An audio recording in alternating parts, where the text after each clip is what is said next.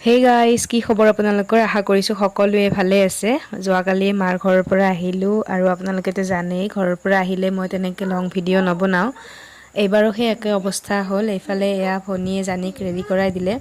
এইকেইদিন দুইজনে পূৰা ক্ল'জ হৈ গৈছিলে আৰু আজি ভনীয়ে কি কৰে নাজানো, তাইৰ অৱস্থা কি হয়। জানিক এৰি কেনেকৈ থাকিব, সিও ভনীক খুব বেছি ভাল পোৱা হৈছে। এইফালে এয়া আম্মাই মৰমৰ টোপোলা বান্ধিয়ে আছে জীয়েকলৈ। আব্বাও কিবা কিবি হেল্প কৰি দি আছে।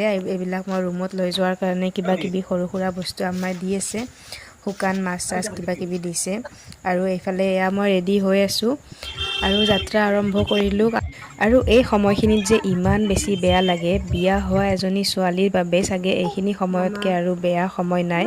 আৰু জানি অলপ সময় শুলেই ঘৰ আহি পায় আৰু উঠি সি কি কৈ আছে শুনকচোন। সাৰ পাই উঠিয়ে মনত পৰিছে তাৰ মামা ঘৰলৈ আৰু এইফালে মই ফ্ৰেছ হৈ সকলো বস্তু বাহানি ঠিক কৰিলোঁ। তো ফ্ৰেণ্ডছ, লগ পাম অন্য এটা ভিডিঅ'ত। আজিলৈ এৰিছোঁ, বাই।